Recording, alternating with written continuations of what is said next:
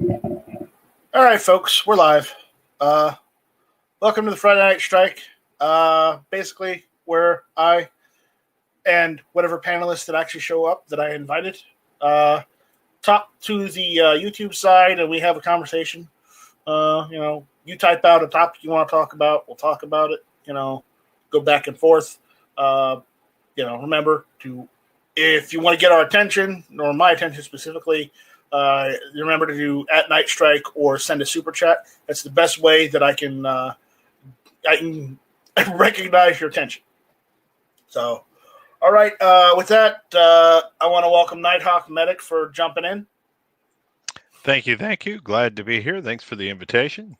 And remember, Nighthawk Medic, if you need to jump out, all you need to do is say you need to jump out and just go take care of it. Actually, I have no pre-scheduled meetings tonight because training is on Sunday. Well, I just want to let everyone know that I've been dealing with, budget gun and gear review level different technical difficulties. One of them was I just got home and I had Chick-fil-A with me, so I had to eat dinner. And also, all day, I've been, when I was home earlier today, I've been experiencing power flickers because of the storms that are going through. So even when I got home, the power started flickering again. So I just want to let everyone know that if I drop out, it's due to bad storms here in the South. So that out of the way, let's go through the YouTube live chat to see who has decided to show up for this little shindig. So let's go through the list. G23 was first tonight. Roll Call 219 was second. Gun Loving Grandpa was third. Fourth was New York Outcast. I'm not going to count myself. So fifth was West 10mm, and Defense Dad is in sixth. All right. Defense Dad, I think I did send you a link, so if you want to jump in, you may jump in. If anybody out there does want to jump in and have a topic they want to talk about, all you guys need to do is just email me nightstrike@gmail.com, and I will shoot you a link. Now remember, we're trying to keep PG-13. I know I'm not the greatest at doing that, but we're gonna try. I'm gonna try and be good. But I'm just putting that out there. So out there, we also got Ozark Ralphie out there. So we got a couple people here. So what's going on with you, Nighthawk Medic? Anything interesting? Anything cool? I guess not. Travis T's out there on the side. Defense Dad says I did. He just walked in the door from a road trip. He's got to unload first. So giggity go. Yeah, had to throw a new battery in the mouse real quick. Not much, man. We did all the running around and closed out the week successfully with all the grown-up people and all the little people alive, and excited to start a weekend and go pew-pew. Yep. The Squib is complaining about the YouTube ads. Yeah. Well, okay.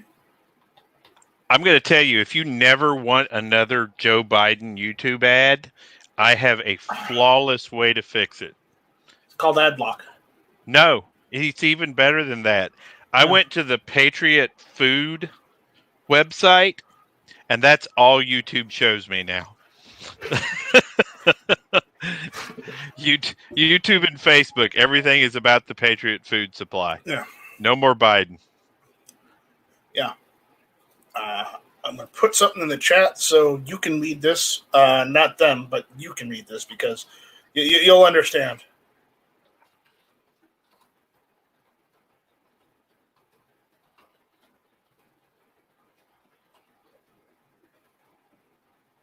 It won't let you get one without the other. Makes perfect sense to me, sir. Yeah. So anyways, I had to go take care of some errands today, so I had to make a run to Beaufort because I'm outside of Charleston. I say I'm in Charleston because I do have a post office box in Charleston, but the thing is, I live outside of Charleston, so it's equal distance. I live in an area where it's an equal distance to Charleston or Beaufort. So sometimes I go down to Beaufort, and sometimes I go into Charleston. You know, it's just depending on where I want to go. You know, this all makes sense. And the thing is, I went down to Beaufort, hung out there for a little bit, took care of some errands, came back. Got Chick-fil-A on the way home. I'll tell you, there's nothing's better than that original Chick-fil-A sandwich meal. I tell you. It's just, being a fat guy myself, but I have to get it with a large Dr. Pepper and a large fry. Just one of those things. I stopped getting their French fries a while back. I get the chips now. They're crispier and they survive longer. The Chick-fil-A waffle chips. Travis T. Beaufort's actually gotten better, but unfortunately, the J.C. Penney's is closing in Beaufort, so it kind of makes me sad. But anyways, so let me get back to my story. So I get back on my front door. I have a bag full of M1 Garand M Block clips. I got 25 of them. Nice. And then on the side door, apparently FedEx decided to put it on my carport. My 200 rounds of surplus ammo I bought. Ah, sweet. And the reason why they did it on the side because it's the side door is my carport, and it's less wet on that side, whereas the front door is wet and it's been raining all day. Yeah. Our front porch is covered, and we have a little place where they can drop a box down it. It ends up in the basement. So I've got 200 rounds of 30-06. Basically, I got them for I think it was $13.48 a box. Very nice. Yeah. Also, I've got a bolt coming my way. I went and posted on the CMP M1 Garand forum saying that I'm looking for a certain part, year bolt, and if anyone has a line on one to let me know. And they did, and I got it from one of them. Nice. So I got a new bolt coming my way, so I'll probably get that on Monday or Tuesday. So, dude, that's sweet. Of course, I got to get go and no-go gauges to make sure it'll headspace properly. I don't know. It sounds like a bunch of geekness to me. I don't know. Yeah, it's gun talk. I mean, do you still do that, or are we putting you off? Oh. Hey, Smith bought a spare part for his Garand. Do they say Garand or Garand on the forums? Honestly, you can say whatever you want. Not on the forums. They're kind of fascist on the forums. You have to say what they say. On the forums, they don't hear what you say. They only hear what you say. They listen to you. They do actually hear because they have translators, and if you don't speak their speak, there's a red flag that goes up. Squib said he got a part for his. They have their own red flag laws on the forums. No, they don't. Yeah, I'd like to know what. Okay, Tony, let me finish. I'd like to know what Squib got for his rifle. So Squib, if you feel like sharing what you got, what part you had to order, please do. If you don't feel like that, okay, that's okay. I shared. I got parts for mine. Look! The cult of Never Enough is being played in the chat. Never enough parts. Never enough. I love the cult of personality in the gun community. Yeah, they all bow down and worship. They're making a joke. They're not. They're never enough. He's making a joke. He doesn't even watch Never Enough Ammo. Who, Squib? No, he doesn't. No. I thought everybody except me watched him. Nope. So, anyways, if you want to jump in, just send me an email. I'll send you a link. So,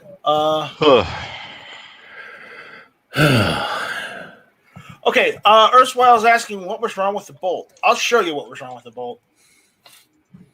You'll understand. 80 years old. You'll understand when you see it. It was 80. That's what's wrong with it. No, that's not what the problem is. It made that ping sound when it ejected the clip. Look at the rust and pitting on that bolt. Yeah. Now, see if they had just packed it in cosmoline, you wouldn't have to worry about all that pitting. That's rust and pitting on that bolt. I don't want to fire it like that. So, and that bolt isn't period correct for the serial number either. It's a what do you call it? A post-war aftermarket part. I don't think any serial numbers include rust statistics. No, the rust was extra. What class was this? CMP class rifle? This was what's the make on that bolt? The make on that bolt is HRA. Harrington and Richardson's Arms. I think that's right. But this is a Springfield Armory, the original rifle. So, and that bolt is a post-war bolt because it's one of the it's got the U on it that stands for unissued. So that was made in post-war for replacement parts. The bolt I need a Springfield Armory bolt, and I know the number. And I got it coming my way. So that serial number also stands for cancel culture. No, it doesn't. Springfield Armory. Don't listen to him. Don't listen to him. Don't listen to him. He's just. Even back then, they were canceling. No, Springfield Armory back then was military research and development. Warsaw Patriot's acting like he's seen a bunch of those bolts that are real pretty. He says that's one ugly bolt. Yeah, that's why I'm getting a different bolt. So that's what I got.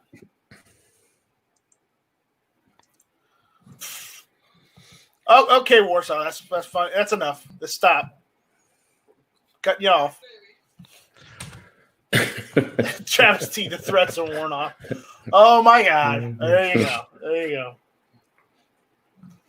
Yeah, but no, the replacement bolt I'm getting is Springfield Armory one, dated with the same heat lock code that corresponds with the date of the rifle. And if you're going to ask, the receiver of the rifle was made in January of 1944. Told you, 80 years. Hey man, some things were built to last.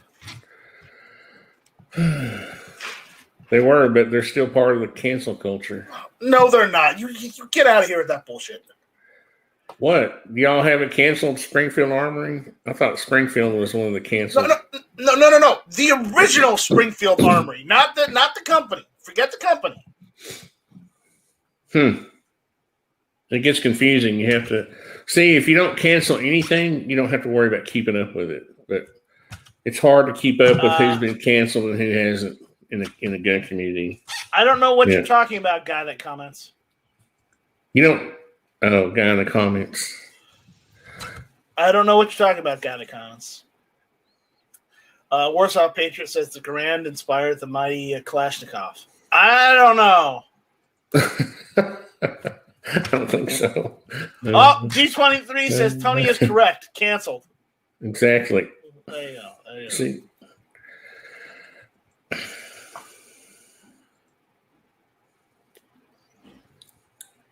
Oh boy. Warsaw Patriot going on with his knowledge. Just put the book down, Warsaw Patriot. Have a normal chat. Yeah, I'm pretty sure McHale didn't know Springfield. They weren't. Sure they weren't born either. They weren't born in the same county.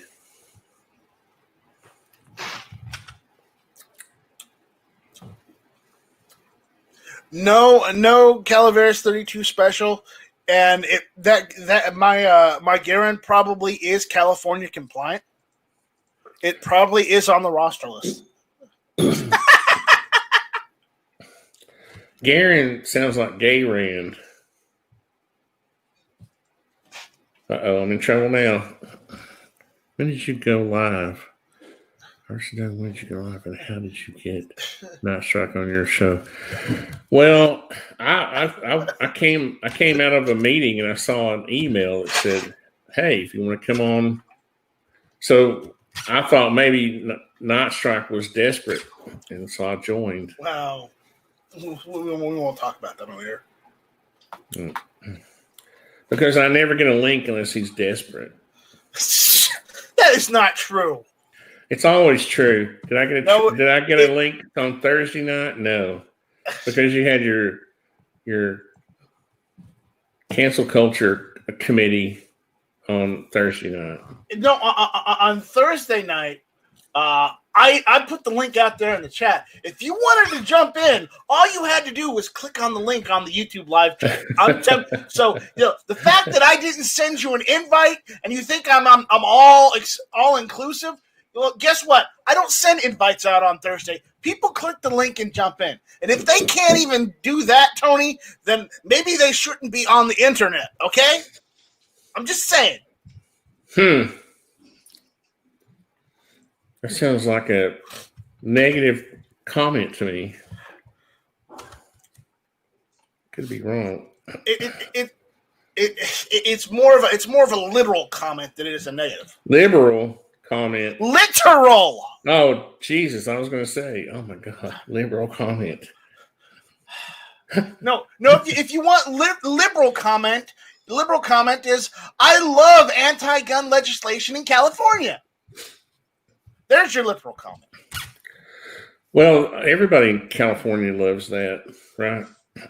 They keep voting for people, and what's funny about California is people wake up like the day after election day, and they go, "Oh my God, how did they get elected?" Don't you love hearing all these people going, "Well, I live in the part of California that." No, you live in the state of California. You voted. You just didn't get enough of your friends together. Anyway, I'm already in enough trouble. I need to be quiet about California because I have a couple of customers there, and I might get in trouble. No, I'm pretty sure I sent you a link. I sent you a link, G23. Don't say that. I've got it right here. G23, I speak the truth every night. There's no night that I don't speak the truth. I sent you a link, G23. Don't. It hurts so much that people ignore it most nights. But so, all right. Come on, it was a joke, guys. What was the joke? I missed my anti-gun legislation in California. California says, "Screw him! I don't vote for those assholes." Well, the problem is that if you are not with the collective in California, guess what? Your votes literally get thrown away. I'm serious. Your votes get thrown away. The thing about California, and you get tired of it after a while, is that everybody you talk to says, "Oh, those are just the liberals voting." And really, so how many? You know what I mean? At some point, you just have to say, "No, you're voting with them." Sorry, because to hear it, you would think that there are 90% conservatives in California, but somehow Dianne Feinstein keeps getting elected. We don't know how that happens. So I don't know. I just get kind of over it after a while. Yeah.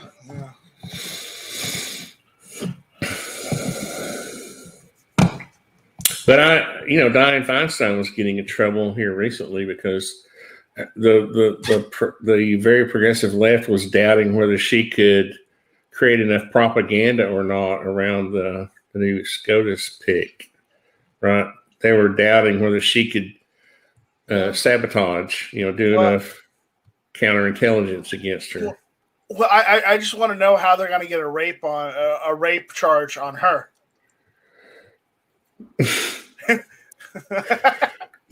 I mean, they did it for Kavanaugh. They faked a rape charge on Kavanaugh, and good luck trying to pin that on a woman. Good luck.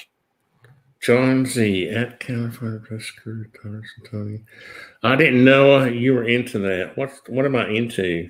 I don't know. Tell me what I'm into first before I admit yes or no. No. It's what Calaveras is into, and Oh, okay. I don't think you want to know. I don't think you want to know. Oh, thank God! Is he into the dark Save us web? from this craziness. Is he a 4chan reader? No. We're not talking about the internet's dumping ground on this channel. No, we're not. Stop that. This is a 4chan free chat. That sounds like an advertisement. 4chan free. Oh boy. No, advertisements according to Squib are what you watch before the chat. I met Squib once. He was a pretty nice guy. At an NRA festival. Awesome. No, you're not he was wrong. In a hurry, though. He didn't have much time for me. He was in a hurry to go see Iraq Vet 8888. He might have even been there. He might have even been there on assignment for Eric. I don't know. Because he was an awful big hurry. Awful big hurry to leave me and go to Eric. Sure. I don't know. James Jaeger was there too. He was probably in a hurry because every time I see a big time YouTuber, they're always in a hurry. I don't know. I don't know what's up with that either. They don't have time to always in a hurry. I say, yep, I'm always in a hurry. That's cool. Yeah. Well, I'm always in a hurry too, so that means I'm a big time YouTuber too, right? See, that's how I you have a lot of free time. I mean, if I'm a big time YouTuber because I'm always busy, then all right. Hey, there you go. But hey, I'm 3 away from 300. Yeah. There you go. So, 300. Oh, you've got more subscribers than that. I got 297 as of right now. Only 297. Those are rookie numbers, guys. Go check out Defense Dad on YouTube. We got to get those rookie numbers up. It's doubled in the last month. Come on, if you're not subscribed to Defense all you have Dad, to do to get more subscribers on YouTube is talk about guns less. I've noticed that. What will happen is if you talk about like Tupperware, you'll get more subscribers. But if you talk about guns, YouTube will put you on they'll shadow ban your butt. I keep telling everybody I need to do slime videos like the ones my daughter watches. Those people make millions. Slime, yeah, they make slime. Like teenage girls making slime, and they have millions of viewers. Okay, so Squibload's saying we've never been. So Squib, who am I thinking of? I met you. Did I not meet you at the NRA convention several years ago? He's saying that we've never been in the same place except online. Well, You might be thinking about Smeggy. Okay, so I'm getting old. Sorry. Smeggy's one of the other guys from Michigan. Oh, shoot. Okay. Yeah. Rollis Carvelis is out there. What's going on, Rollis? Mario Mosen's out there. Jason Stewart, who has a link, is out there, but he's probably busy, so. Gizzard Gary says, yeah, I get Smeggy and Squib confused also. That's my bad. Sorry. All right. Okay, Calaveras 32 Special has thrown out some of those California numbers again. California has 39.5 million people. LA, San Diego, San Francisco, and Sacramento combined to 14.9 million. So you got 15 other million people, well, a little over 15 million people. What the hell are they voting? It didn't make any sense.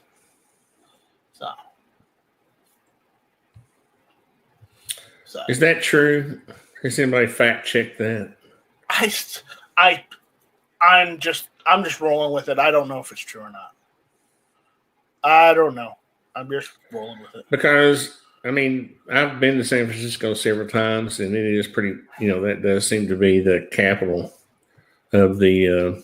Okay, he's saying he just looked those numbers up today. So that's as of looking it up right now. So John says that you're ignoring his complaints of not getting an invite.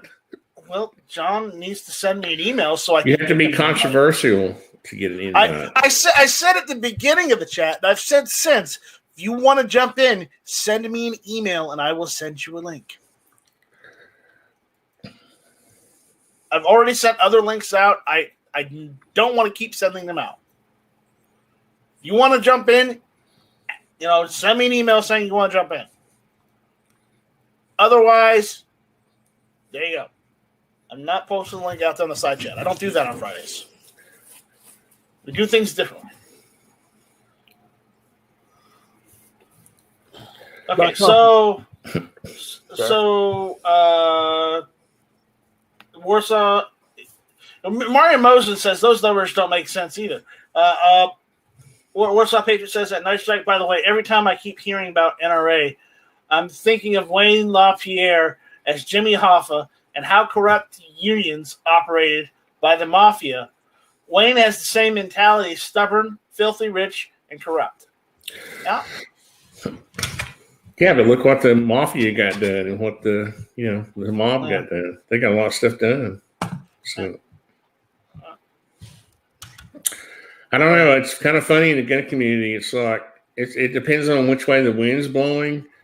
If it's blowing east, northeast to southwest, then people are, for NRA. If it's blowing southeast to northwest, then they're against it.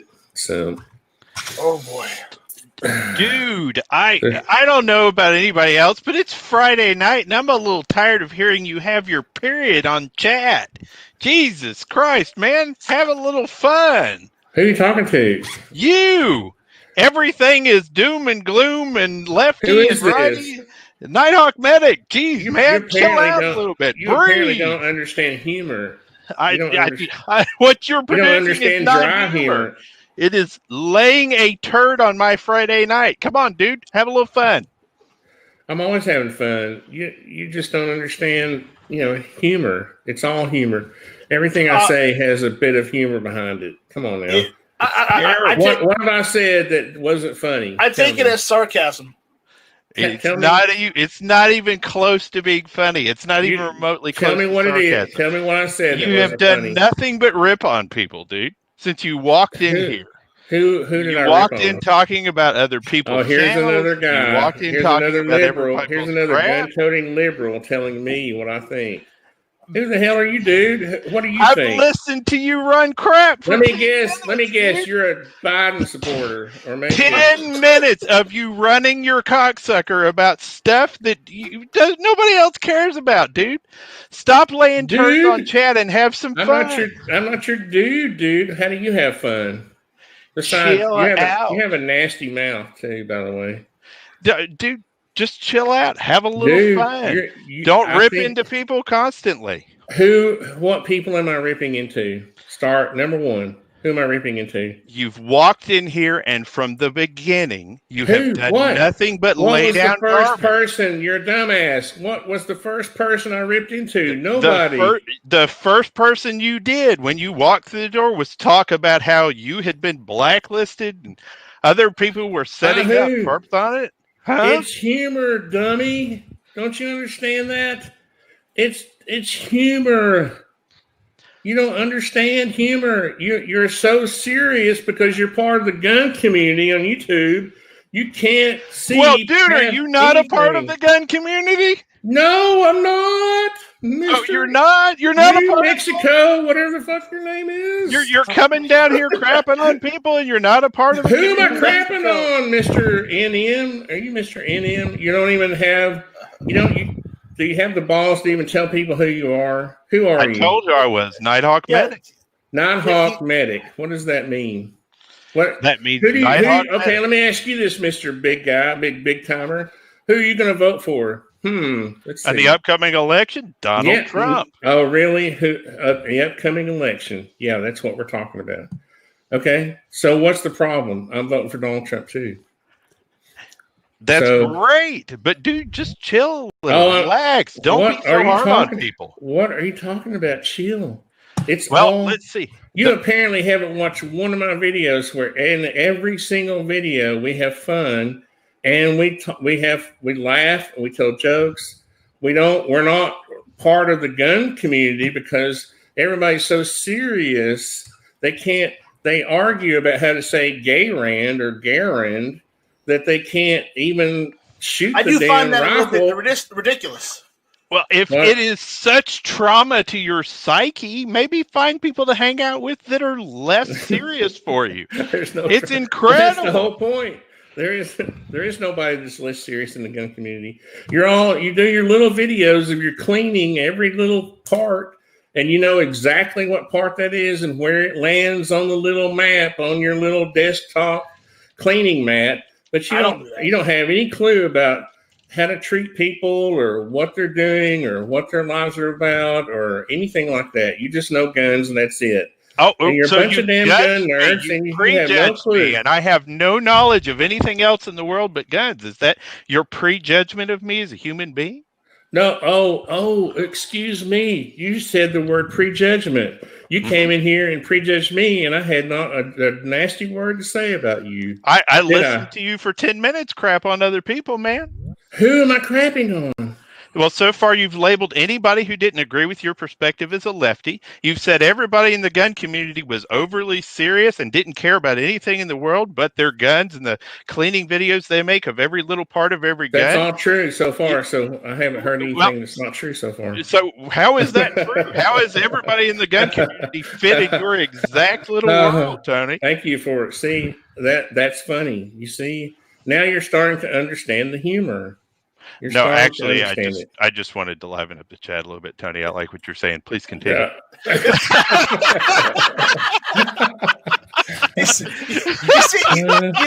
You see, we have it all on the Friday Night Strike. We got people that argue. We have heated discussions and debates. And look who just jumped in. Mario Moser jumped in.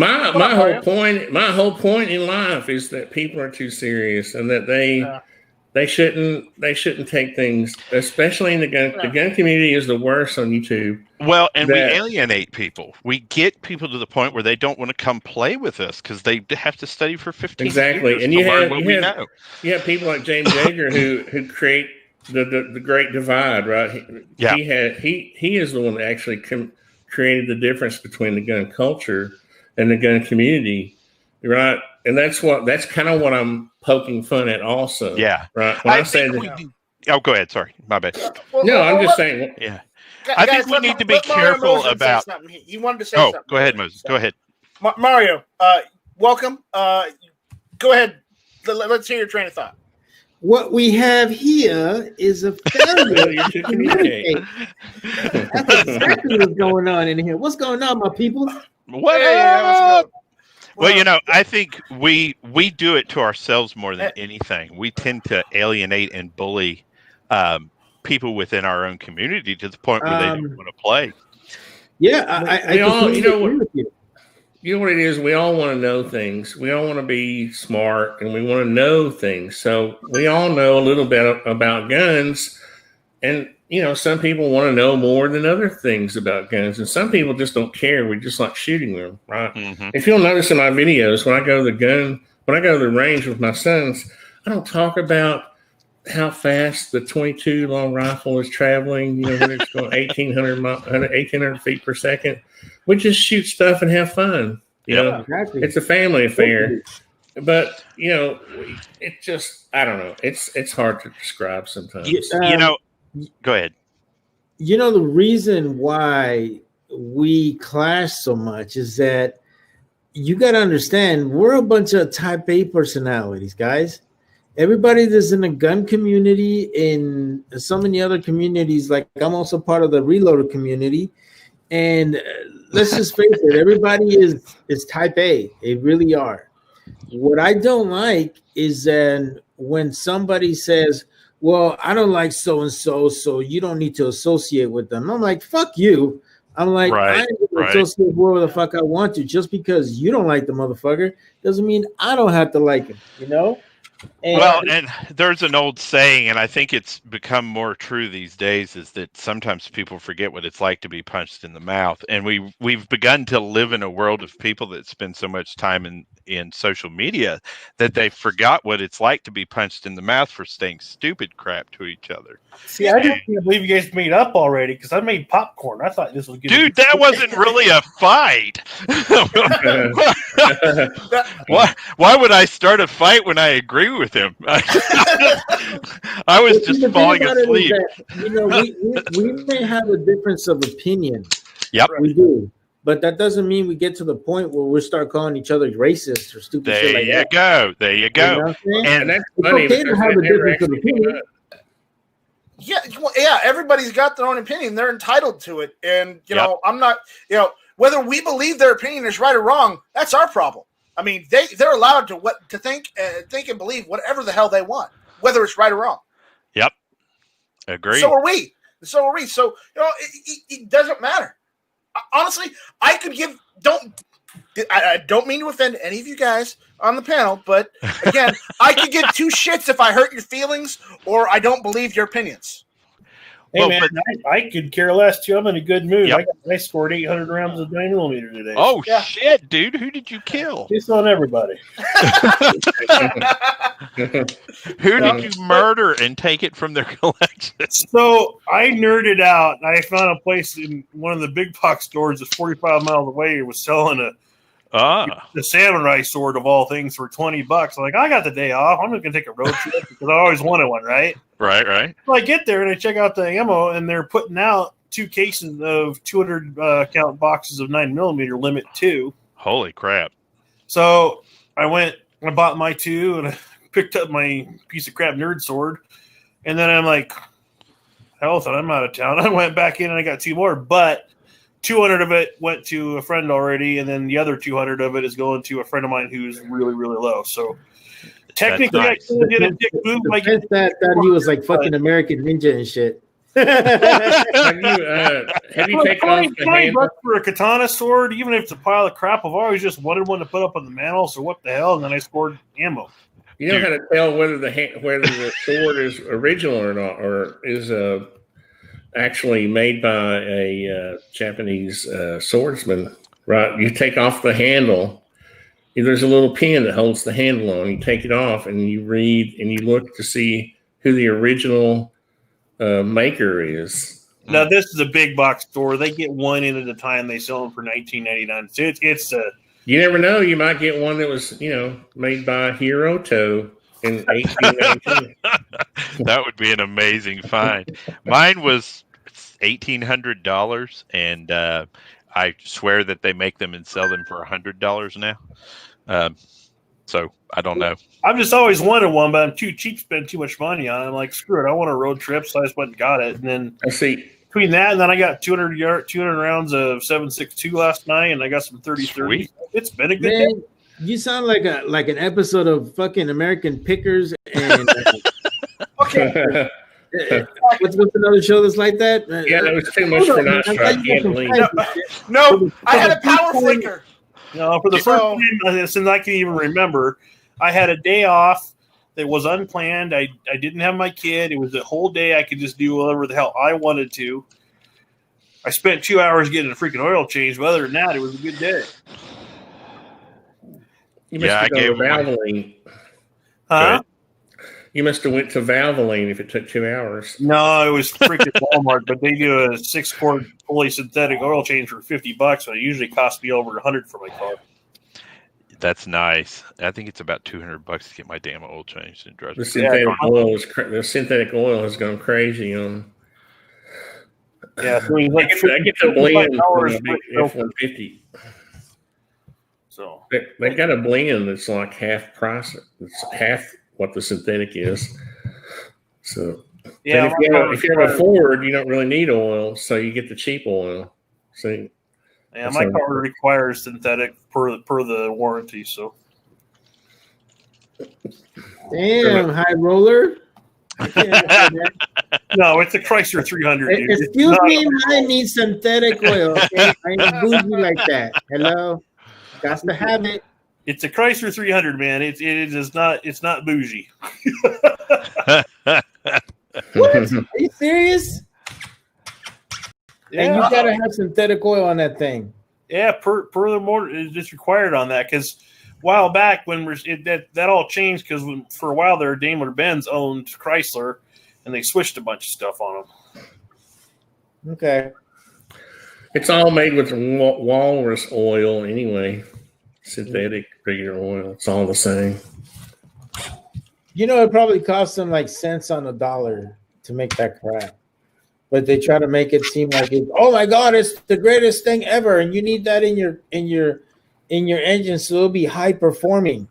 Well, and I used to always change my own oil, but it was limited with taxes, $55 with oil filter and air filter. I can't even change my oil for that. Man.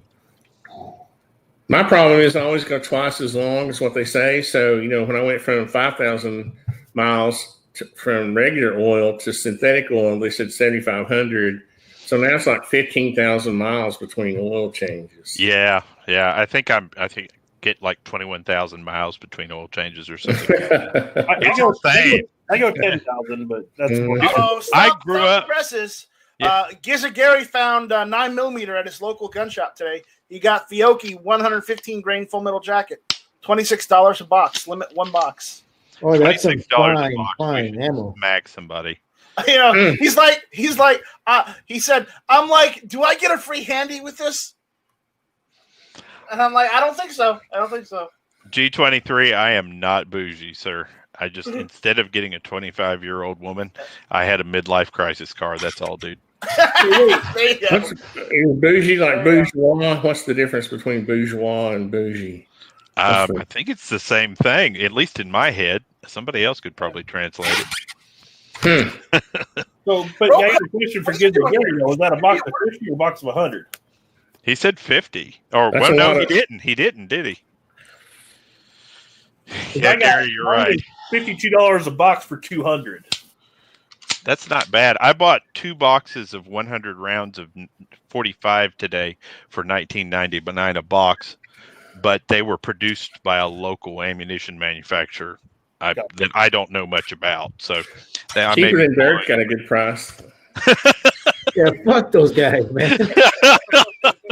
See, that's what I'm talking about. The cancel culture is here. Yeah. No. Don't get caught up in the cancel culture. I'm ready to cancel cheaper than dirt. You know what? Sign me up. As long as I don't have to change my vote to Biden, then I'm good with it. I bought so much ammo from Cheaper Than Dirt while y'all were not. You know what? Every time when I see something's not in stock, I go to Cheaper Than Dirt and buy it, and I'm like, haha, almost good for you guys on YouTube. They're not buying ammo, and I am. Well, it's just that, you know, to be honest with you, they really did a number to us when the whole Sandy Hook thing happened, man. They didn't do any number on you. They just. But how long are we going to hold that grudge over a company? Yeah, guess what? We're going to hurt ourselves. Here's how it works, okay? If you're a business, and I don't know how many times you've heard this, okay? If you're a business and you buy a certain amount of ammo, or if I'm a contractor, if I buy a certain amount of 2x4s, let's just do that. Let's say I buy a stack of 850 2x4s for a house, and those are the last 2x4s available. Guess what? I can't build any more houses for the rest of the year. So I have to mark up the price of those 2x4s because those are the last 2x4s, and I won't be able to charge for 2x4s anymore, right? So the price of those is because of the law of supply and demand. Well, but because we let liberals teach us how to be cancel culture, we decide we're gonna try with no avail, because guess what? Cheaper Than Dirt is still in business, even though the gun community thought they had power and they could cancel Cheaper Than Dirt. You didn't. So I think that's the beautiful thing about capitalism, though, is I get to make that choice, right? That's right, exactly. That's right. But don't tell me I'm a bad guy because you shop there. Yep. That is the difference. That is exactly the point and exactly the difference. We should all have the choice. We should all have the choice, and we should all leave each other the freak alone. Well, Yep. You do always have the choice, man. Just like when they have hurricanes and they run up the price of a sheet of plywood to $60 to $70. That's because that's right. But guess why? Because the supply goes down and the demand goes up. I'm just saying it happens across basic economics. Yeah.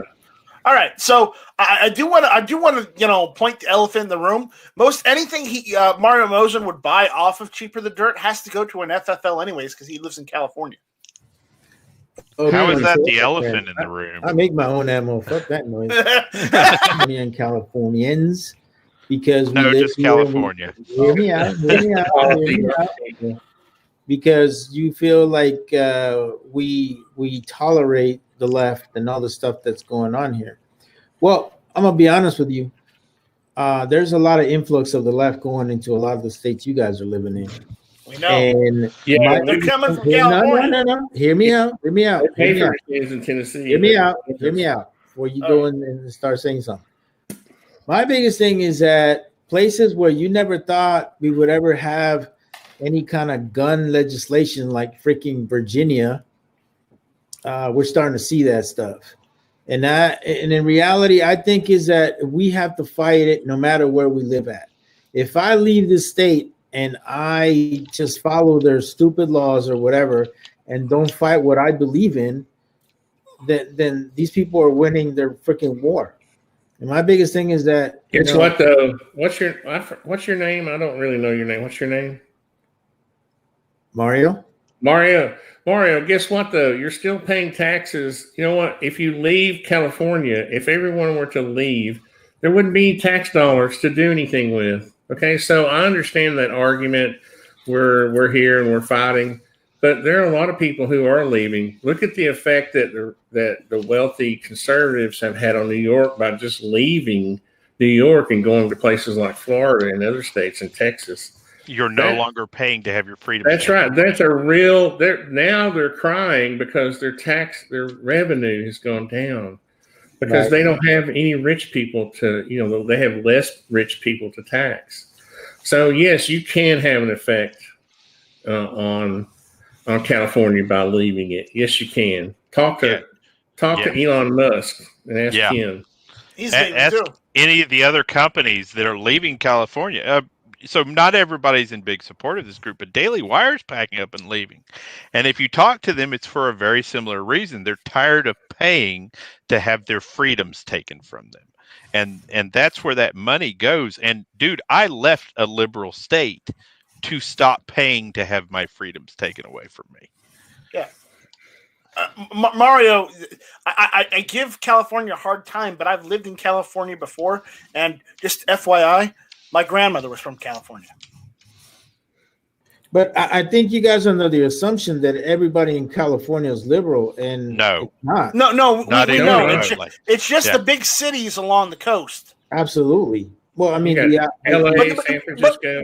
But the problem is those cities are so overblown. They get to dictate policy and politics for the entire state when there's more than just them in the damn state, and that's why I pointed out.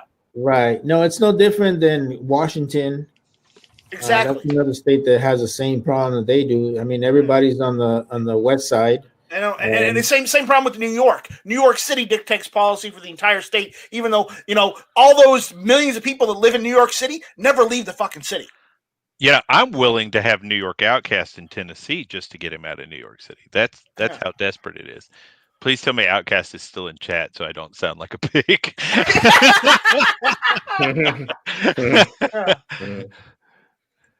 There's an application process for Tennessee, though. Yeah. The comment says at Night Strike, a bunch of Californians are moving to Arizona, Nevada, or Washington and Texas.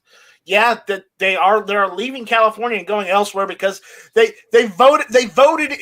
Some of them have voted in people who tax everyone in the state so much that they can't get by, doing what they were doing in California. So they go to another state and they try and turn that into California. So I guess the real question is are we losing the cultural war? What's the opinion on that? The cultural war started 50, 60 years ago, and we're just now recognizing it, I think. I think that we've been under a cultural civil war. Would you agree with that concept? Yes. Yes. Sorry, that was a huge downer. My bad, guys. I'll be the Quaaludes in this conversation if you need me. No. You have a point there. You know, it's they're trying to bombard us with this other culture that we don't agree with, and they just keep on pushing. And they believe that since they're the ones crying loudest, that their culture overrides what we already have. So I would ask you, in a cultural war, the mission of the war is to control the culture so as to dictate the thought process. Can we all agree to that concept? Yeah, it's to control the language. That's correct. So because who is winning that war? If you disagree with the policy, you're a racist. That's the current schema from the left is if you disagree, you're a racist. And it's basically working pretty well. Yeah, it's working great, isn't it? Yeah. The calling someone a racist and standing in the most quote unquote just position means you automatically win the argument. To the point now where people are winning the argument with law enforcement and the legal counsel within those areas and within those states. So we really have to ask ourselves, what is the last bastion of what we consider our way of life? It's not that the people that are destroying cities are completely against the culture. As a matter of fact, if you listen to how we have changed our language, our education system, our belief systems to accommodate what the left has created, over and over and over and over again, it's not them that is strange in the culture. It has become us. Amen. Yeah, and I honestly think, I mean, I really get your point of view. I really do. I'm just wondering why it's taking the right so long to speak up and say what they feel. You know why? Because we're individuals instead of teams. Because we're individuals and we don't concern ourselves most of the time with other people. And so, it takes a while for us to go, maybe we keep to ourselves. We don't want to cause trouble or attract attention to ourselves. So it takes a while for us to go, maybe it's time for us to band together and and be temporary sheep like the permanent sheep of the left. And take care of business, and then we'll go back to being rugged individuals again. Yep. I would also say it's also because we also can initiate and think up original thought processes instead of just being fed something from somebody 10 doors down. So I would caution you to label those people as idiots. It is one of the most dangerous behaviors you can have. I have been to many, many protests, okay? And I can tell you that overall, these people are not dumb. And that is what is most dangerous about them. They're using I didn't say that. I know, but hang on. We tend to label them as sheep, people who are following blindly. They're not.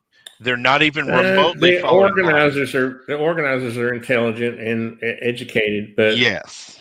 But those people who are following and the people who are going to the the rental truck and unloading all the equipment for the riot are the sheep, right? That's correct. The people who rented and paid for the U-Haul truck and all the crap inside of it are the organizers.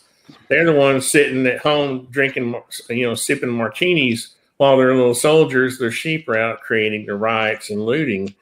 So, it's important. They view themselves as soldiers, and people who view themselves as soldiers will feel justified in what they're doing. And I don't think I have to tell anybody here, because you're all highly intelligent and learned men, that history is written by the victor. And so, if you kill one man, you're a murderer, and 1,000,000, you are a conqueror. And the army that marches victorious upon the end of any engagement gets to tell the historians how to tell their story. And so we have to be careful right now in letting things continue the way they're continuing, because eventually we will be written out of the history book as what they refer to us as, racists, extremists, and domestic terrorists. The language that Nancy Pelosi and others are using is not an accident. It is designed to ensure the proper labels. I'll get off my high horse now. Thank you. Please. So what you're saying? So Mario, back me up here. Well, what he's saying is we could be conquistadors. What kind of shit is that, man? Just because it's Spanish and shit. The fuck out of here. Yeah. That's like Wow. you a racist and I'm brown. I'm like, get the fuck out of here. Appropriation to me. You know I was joking. No, I know, bro. I'm just fucking with you, bro. Calm down. Calm down. I have a sense of humor. Hey, listen, my great uncle's Mexican. It's okay. Dude, stop Bro, backpedaling. look, It just makes it half worse. the fucking white people got a little Mexican in y'all. Y'all like the little brown meat. Don't tell me no. I want to hear that shit. But anyway, hear me out. You know, guys, exactly what Medic is talking about is the same shit I saw in Iraq. Oh, You my know, God. Yeah, you know, these things called religious clerics. Yep. And how these motherfuckers were supposedly a lot smarter and were able to tell people what to do, and they had all those little fucking soldiers. And you know, like the same shit that happened in Fallujah and Sadr City. You know, it seems to me like the stuff that I saw in Iraq is starting to take place in the United States, and it scares the crap out of me.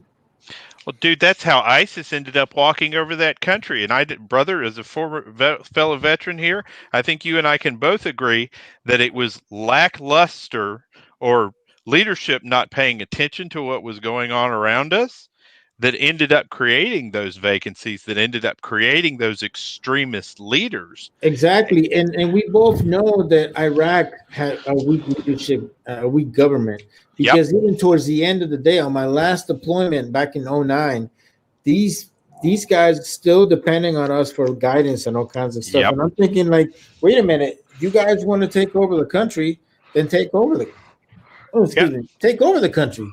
Why the fuck are you still asking me how to do your fucking job? Well, and let's just put it for what it was. The Republican National Guard was really the police force. They were the only people that had anything together over there. And so we effectively went into Iraq and took away the only form of organization that place had ever had or had in the last 70 years. And so we became the next, occupying army. I don't know. What was your MOS, by the way? And it makes sense, bro. And it makes sense. And thanks for your service too, brother. Yeah, absolutely. I was in the house. Thank both of you for your service. Thank you both for your service, by the way. Yeah. I was a 91 whiskey. What was your MOS? 11 Bravo, baby. Oh, yeah, 11 Bang Bang. I was out there kicking doors and shit. Queen of the battle. Yeah, man. See, at least you guys were lucky. You had some kind of organization in Iraq. Afghanistan was just a pile of shit. There was no organization there. It was like, you know, how many goats do you have? I've got more goats than you, therefore I control this territory because I have more goats. That's how it was over there. I'm selling more opium to China so the United States can buy it around the backside than you are. That's no joke, man. It's like it's whoever controlled the poppy fields, those were the kingpins of the area. And those people were the people that we had to negotiate with to do certain types of things there. And if you couldn't get on their good side, you're going to run into trouble because they're going to corral all their little cronies up and they're going to start trouble for you. Well, but we're facing the same things domestically that we were facing there, and we're just not looking at it that way. We're not looking at this as a culture war on the right. We're not looking at it from the standpoint of how do we fight back as a collective group.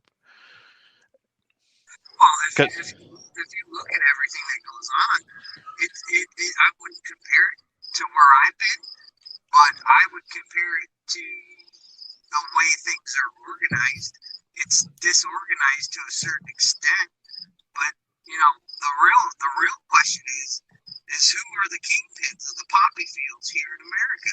Who are these people that are driving the influence Hillary Clinton. What's outside? You know, everybody sits here and points to Soros and people like that, but is it really that direct? And if it is that direct, why do people like when Newt Gingrich went on Fox News that they cut him off when he started mentioning these people that are supposed to be the headshots in charge of this movement? I mean, you're never going to kill this movement unless you really clamp down on it. But then you look at it, are they all the kingpins? Are these all the people that are in charge of it? Because they seem not to be cracking down on it. So you're going to have you could dissect it overseas. Here, it is so convoluted with weirdos, Proud Boys, Oath Keepers, Antifa, rioters, murderers, child molesters, and just people that don't do good in life. So there's a lot more aspects to it. Okay, joking coming. Midnight Rage TM said, I heard Roll Call 219 handed out over 10,000 job applications just by himself while he was in Afghanistan. Yeah, actually I did. I told people where to go get jobs. We'll employ you. Go there, walk in that street, and if it goes kaboom, then we know not to go down that street.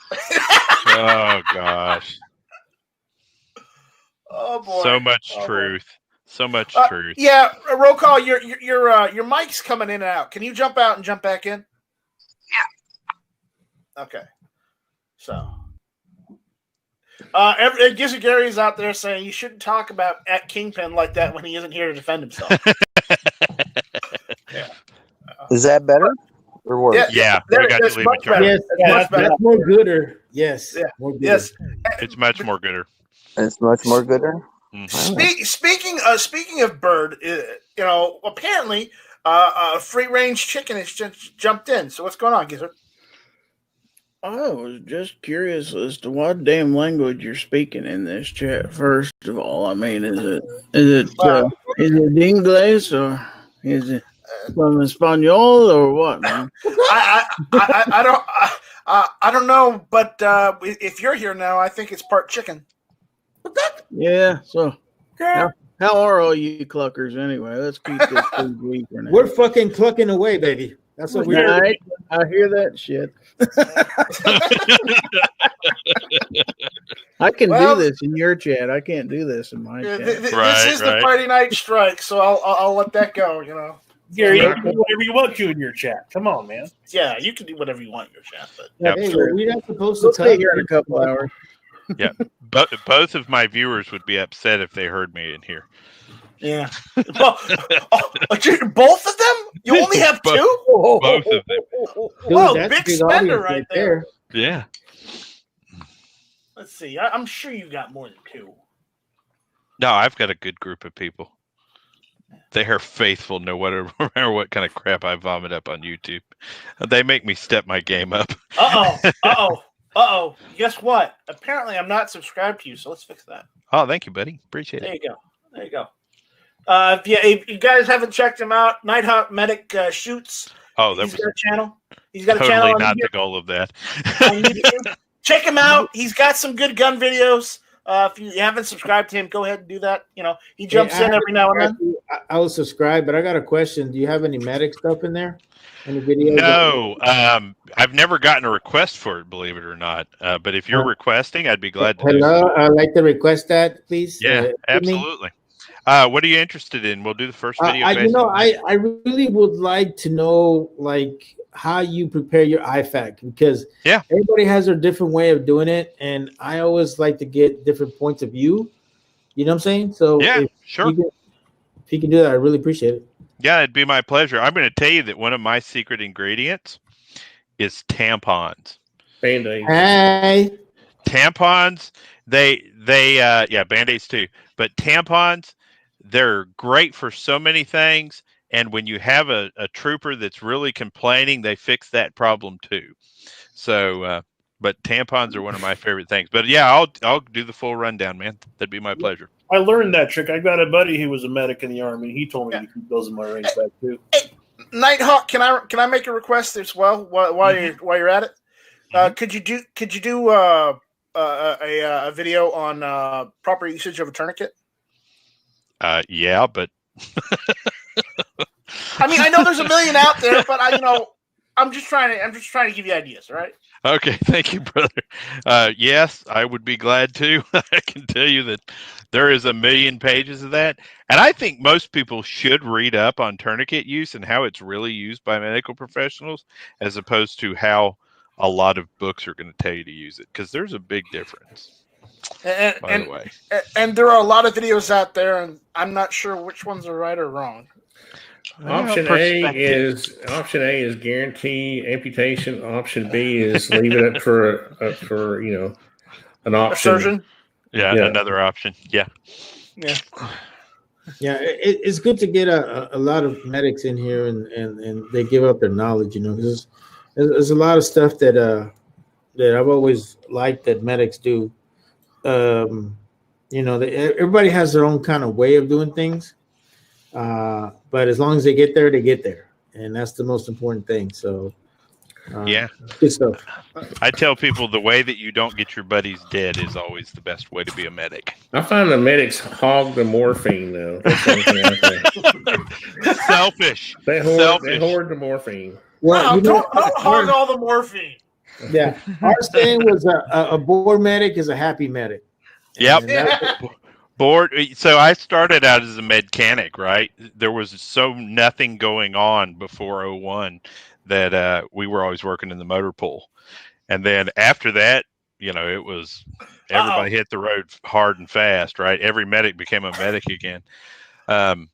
Scrib says, "Hey, Nighthawk medic, so I've got this rash." All right, Scribload, here's what we're going to do. I'll need pictures sent to G23 care of Nighthawk Medic. Make sure you get some close-ups. Put a little bright light on it. Use one of those camera lights to get a good shot of it. And then G23 will take care of sending them over to me and then mail in the $5. That's love, I tell you.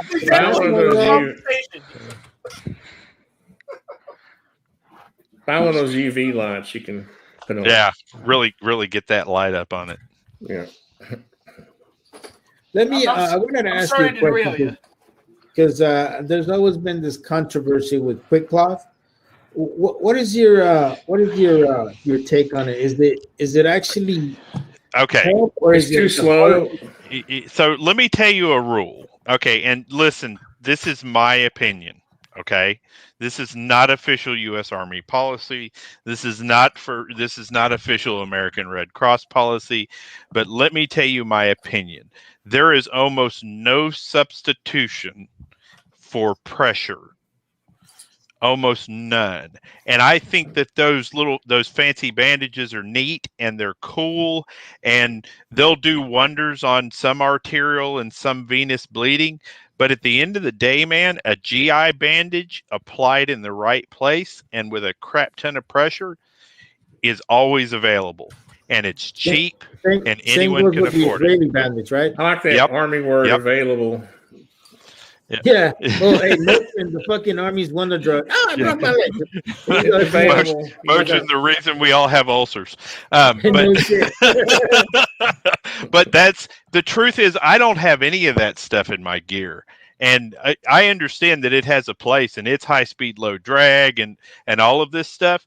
But let's be honest for a minute. If you're going to put together a kit that you can run all the time and run in any situation and run without Uncle Sam's dying behind it, man, there's nothing like a good pressure bandage.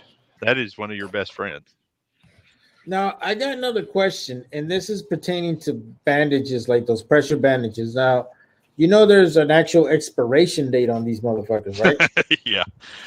No, seriously, how good? I mean, are they still good after, let's say, a year after they're expired, or is what's the deal there? Just one use. That's all you're allowed. Yeah, you want to use them once. So in my opinion, this is not professional medical advice.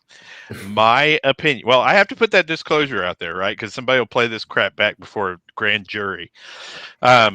in my opinion, if it is dry, clean, and doesn't have anything growing on it, and somebody is bleeding to death, it is eligible for use.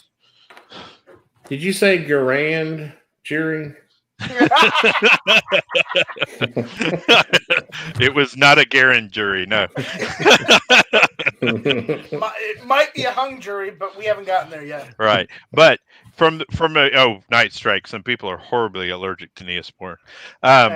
From a perspective of, you've never seen an allergic reaction like a Neosporin reaction. The funny thing is, I use it all the time when I get scrapes and bruises. And most people are fine, but if you're sensitive to it, woo, it's a ride. But we had a kid. Better. Yeah, we had a kid one time who was allergic to grass. Not like he got the sniffles, like full on anaphylaxis. I was like, how do you make it to more than 30 seconds in the Army being allergic to grass? How did you make it? That's the fun part about being a medic, is trying to figure out why this guy has gone into anaphylactic shock and trying to get him stabilized at the same time while you're trying to figure out what's triggering it.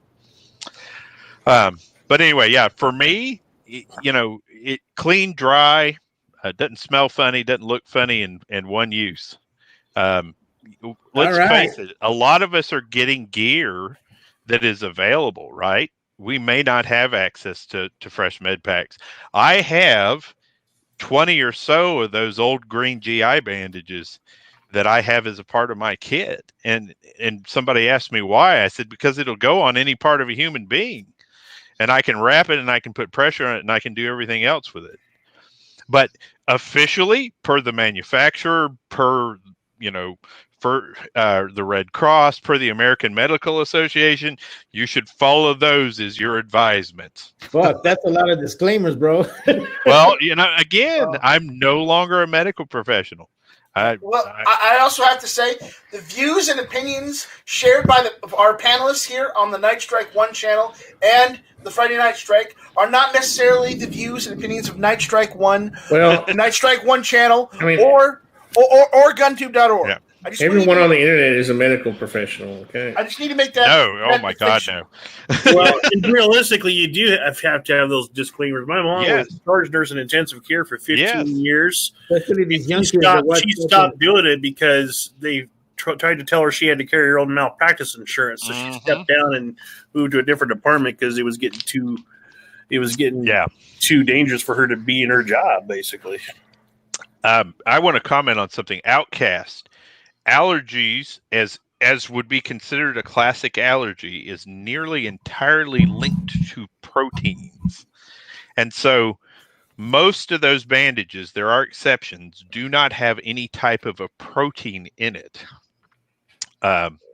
So when we first got those shellfish, it was based on the shell, literally the shell of the shellfish. They didn't have any type of an allergy warning on them.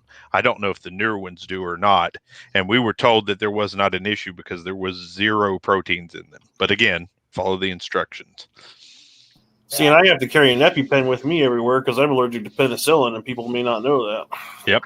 I'm allergic to, I would spend my entire life eating peanut butter and jelly sandwiches, and now all of a sudden I'm allergic to peanut butter. I swear they're doing something to the food. Yeah. I'm allergic to penicillin and amoxicillin, but I don't have to carry an EpiPen. I just bring doxycycline with me. No, man. My mom's always made me do it, and I just, she was a nurse for 43 years. I tend to listen to her. Yeah. One of the best tricks that most of us should learn is scrub the living crap out of cuts and abrasions. If you just kill the bacteria and then physically move the bacteria off the wound, which is scrubbing, they heal real fast. I can heal a wound in 2 days as long as it's not significant, obviously not full thickness. If it's a partial thickness laceration, I can heal it in 3 or 4 days. Yeah. So, but hey, I think we had a good productive chat this evening. Yeah, I think so. That was more good information. I like it. Thank you. Yeah, you're welcome, man. Like I said, it file it under common sense, right? But I'm a pressure guy. I've always been a pressure guy. Get your hands on the wound, BSI for your buddy and you, right? Protect yourself from blood, and then put pressure on that wound. Allergies can form at any time in your life. Don't I know that, Vanessa? Don't I know that? Let me tell you my favorite medic story. The funniest shit ever. Does it involve a bar or a combat wound? Neither. Okay. Unique. Yeah, well, my medic always hated when we did raids, right? Because he would stay in the rear. He would stay back with the vehicles. He can never go up unless we called him up because he would come up with the platoon sergeant, right? Yep. So one time I'm looking at him and I'm getting ready to do my raid, and he's looking at me and he's like, I go, hey, what's up? You know, his name is Puentes. I go, what's up, Puentes? Are you ready? He's like, yeah, and nothing fucking ever happens. He starts getting all pissed. And he's like, go, oh my God. No, hear me out. So I go, so what do you want to do? It's like, I want to go on a raid, Sergeant. I'm like, all right, grab your shit, let's go. He's like, are you serious? Go, yeah, motherfucker, come on, let's go. So I had him be the breach man. So the breach man, yeah, that you know, that big old fucking like what do they call that shit? That big old catapult thing that fucking like you open the doors with. That day we didn't have our 590 the shotguns. 590 A1s, yeah. Yeah, we didn't have them that day. I don't know what the fuck they were doing with them. Oh yeah, the armor was working on them. And so we had the big old baton or whatever the fuck you want to call that shit. Mm-hmm. So, you know, we lined up and shit, right? I go, breach man up, and he comes up, right? He's all excited and shit. Has he ever used it before? Has he checked out on this? He's never used it before, right? Right. Dude, and he hits the fucking door, dude, and the whole wall caves in. Man, seriously, just think about it. I go, breach man up, and then I give him the signal, and he hits the fucking door, and the wall comes down. So I'm the first thing I can think about is, well, clear, let's go to the next room. Right, yeah. And these guys were fucking dying. It's like, damn, sorry, you had like no reaction. You just said clear, let's go to the next room. But dude, he literally fucking broke down that fucking wall just with one hit of that fucking big ass baton. Yeah. And I go, damn, homie, damn, Puentes, you gotta get laid, bro. When you go to your fucking R&R, he's like, yeah, it's R&R, dude. But yeah, man, fucking medic. To this day, he still talks about that shit. And I remember I was one of the guys that gave him this, you know, because when they do the ceremony, you know, you get your CIB and you get your CMB. CIB is a combat infantryman's badge, right? And then for the medics is a combat medical badge. Medical badge, CMB. Yeah. Yep. Right. So, you know, I was one of the guys that you know, put it on his uniform. You could just see him like that. Yeah. And he's all happy as shit. And I'm like, all right, man, don't be breaking no more walls, fucker. Well, you know, the object was to get the door open, you know. Well, yeah. Came along with the wall. Like, it's not his fault. Yeah, in Iraq, they don't really think about fucking building codes over there, bro. So I could, you know. Not structural integrity either. It wasn't real high on their plan initially when designing. No. They're all temporary buildings. Man. So you can't really blame him. Does anybody else feel old now? Well, Vanessa Kinney's talking about being a U.S. Air Force medic and inspector. Yeah, so thank you, Vanessa. Man. Thank you, Vanessa. Service. Yeah, she's a sharp girl. Vanessa's one of the brainiacs in the Air Force, bro. Telling you, man. Everyone in the Air Force is a brainiac. Have you figured that out? Yeah, I know. Yeah. Well, no, except for the SF dudes. Yeah, I had a buddy who was a PG, and he was dumb as a box of rocks. But you know, I'm like, yeah, you're a dumbass. As far as the guys that you would hand a gun to and say "save my life" and also a med kit, that was the guy right there. Those guys are high speed, low drags. Well, doesn't each branch have to have a certain quota of those type of people? I mean, you fill your numbers. I would assume the needs of each branch, right? Yeah. So that's all that is. I'd say you fill your number and then you move on. But I was never a recruiter. Maybe somebody who did that could speak to it. Yeah, maybe they have to equal it all out. My brother was in the Army, airborne, and then my best friend was in the Air Force, and I had another friend who was a Marine, And it's funny how the Air Force people. It's funny to know all three types right. of people. It's amazing. This guy, this friend of mine who retired lieutenant colonel in the Air Force, he flew. I know you're going to make fun of him. Tanker jets over. Gulf War. Dude, that's a flying fuel bomb. He was the smartest guy I ever knew. He was like a savant. You could ask him how deep the Atlantic Ocean was at, some given GPS coordinate, and he could tell you.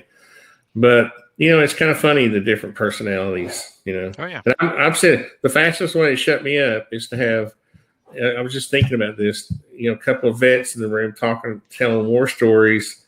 I just think it's awesome. And I just go quiet and won't listen when that happens. So thank you, guys. All right. No worries, man. So, we were dumb enough to sign up. So, my uncle was in Iraq the first time. He was in the tank corps. What was it? I think it was Eisenhower's division before they closed it and got rid of it. So not first ID. What is? No, what was the armored division they closed during Gulf War? Second Armored Division? Was it second?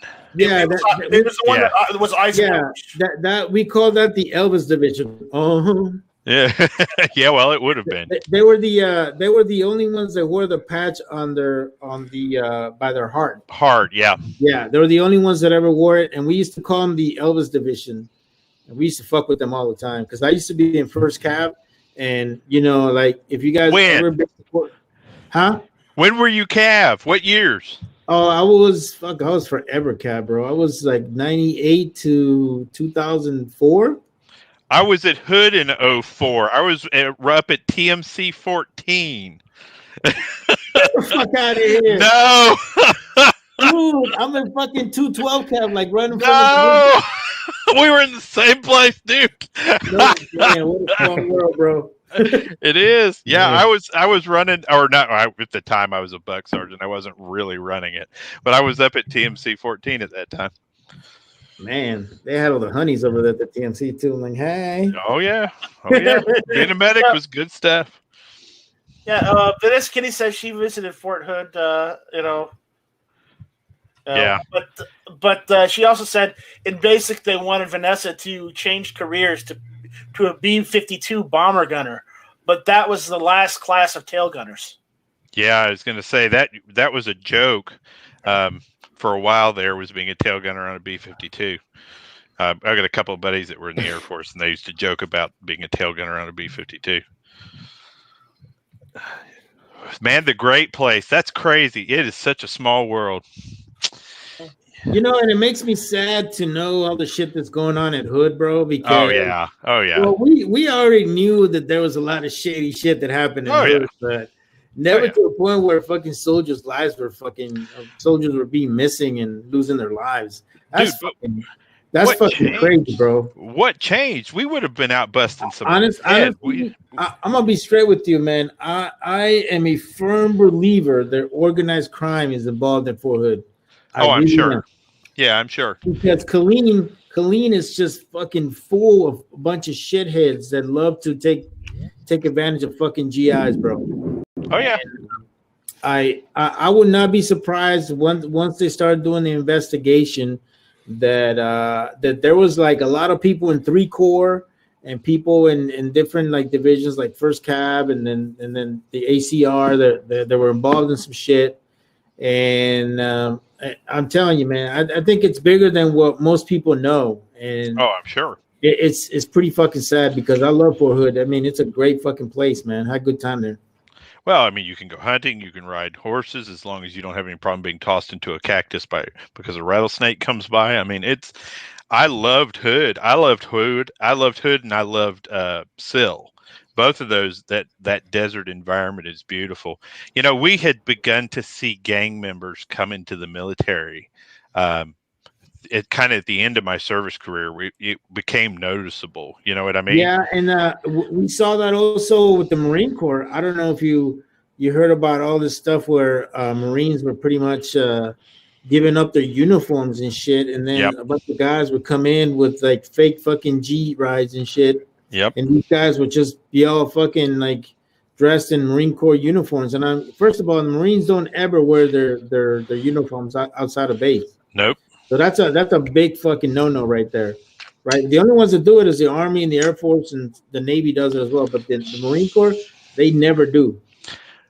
Man, I was taught never to wear my uniform because if you're going to be a moron, you don't want to be in uniform while you're doing it.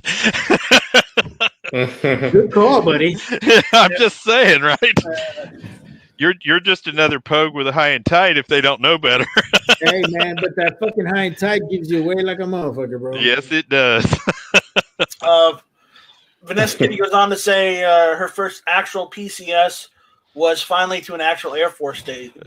She actually made it to Barksdale, yeah. Yeah. She says, I actually went from basic to Redstone Arsenal and on to Indian Head Naval Depot, then back to Texas and Barksdale Air Force Base after. We were only allowed in uniform and stops short term, like getting gas. Gas or food. Yep. We did, when I was stationed at Fort Sam Houston, I went through Fort Sam Houston a couple of times as a medic. That it was an AIT area there. So if you were an NCO, man, you don't want to be off post in your uniform because you got privates walking up to you and asking you questions and crap. It's not worth it. You want to be a civvy. The haircut always gives you away. Oh yeah. Oh, dude, I was straight fade for most of the last part of my career.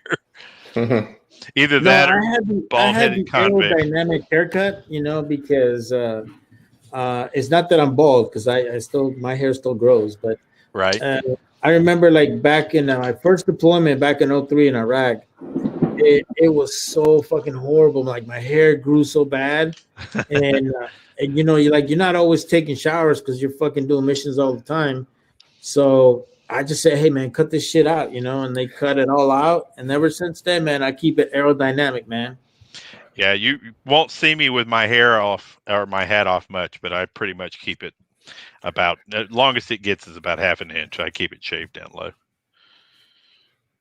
Y'all are funny because my brother, God bless him, he's not alive anymore. But sorry. Talking about out of uniform, when he was out of uniform, he had airborne written all over his butt. You couldn't fake it. You couldn't, you could see him coming 20 miles away. Right, That's right. kind of funny. Well, we still range walk. I still range walk to this day. We were somewhere the other day, and the lady walked up to the table, and I greeted her, and we did all that stuff, and we talked, and said, "You were in the military, weren't you?" I said, "Yes, ma'am." "How do you know?" She said, "That." Said, "Oh, okay." And then she gave me 10% off the meal, so it's not a bad thing. That was a win-win there. Yeah. Yeah.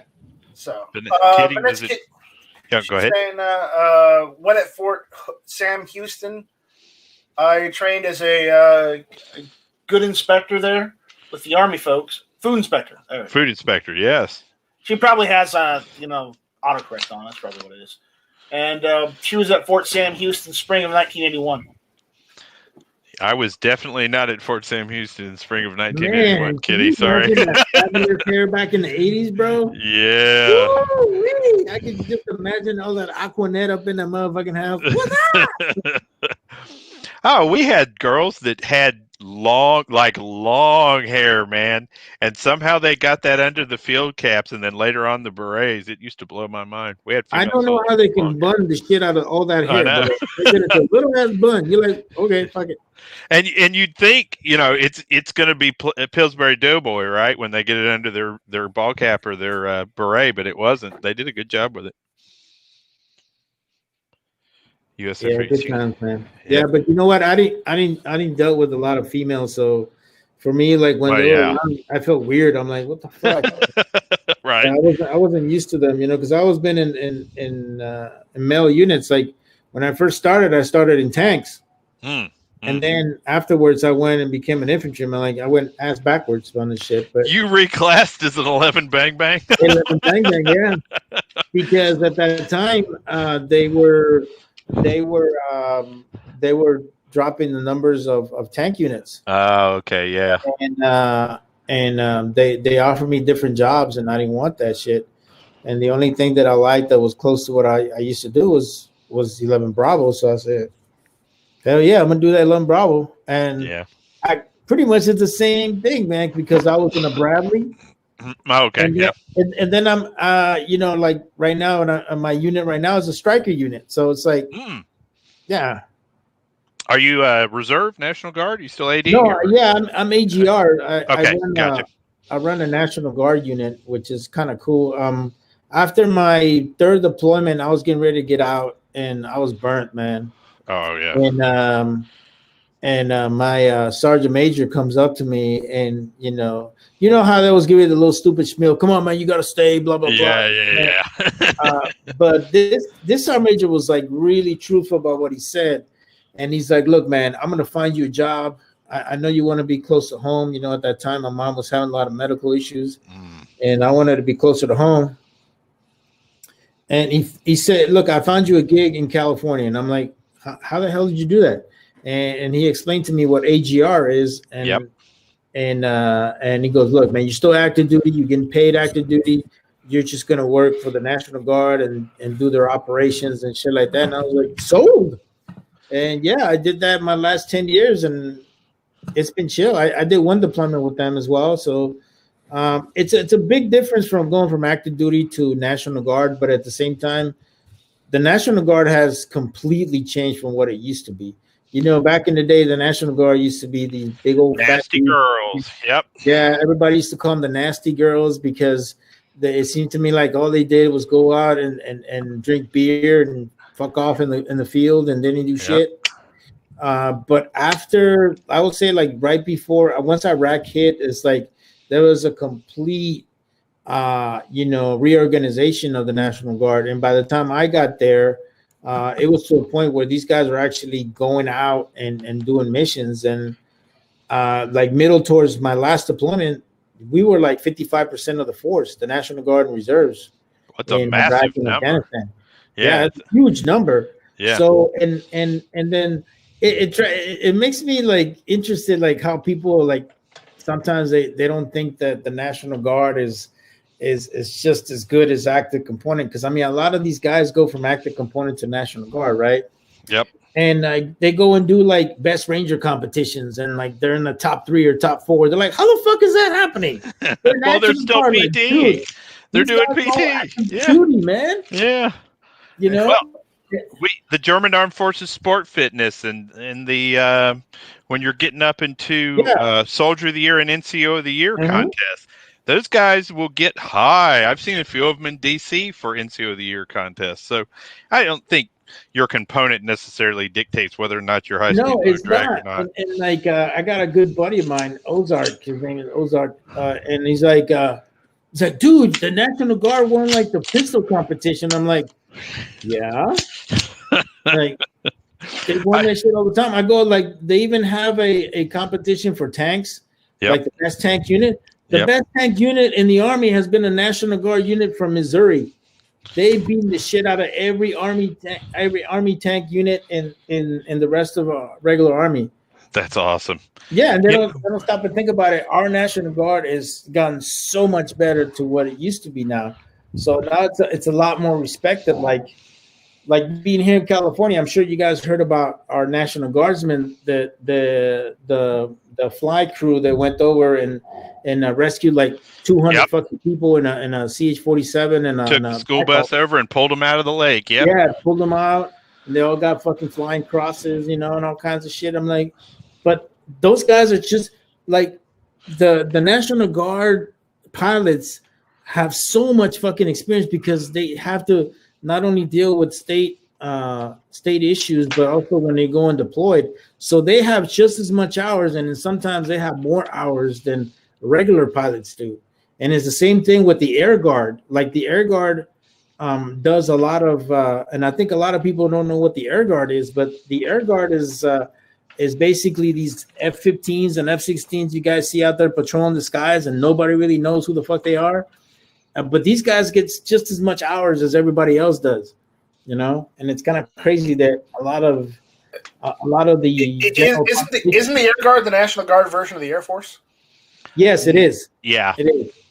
But their main mission is to defend if there's an issue like there's an issue where they need a quick strike force or like some fucking they got like some identified fucking plane on the middle of nowhere like here in California, like our air guard is in Fresno, and that air guard is really fucking good. That fighter wing, they've been able to intercept planes like coming from Mexico and all kinds of stuff, and they get from Fresno, which is in the middle of the state, all the way down to where San Diego's at, and they get there like in fucking 30-40 minutes. They're fucking hauling ass. They're humping it. Yeah, with fucking F-15s, man, and they're like they're really fucking legit, man. And I think a lot of people don't give credit to all these great reserve units that are doing a lot of cool things for their country.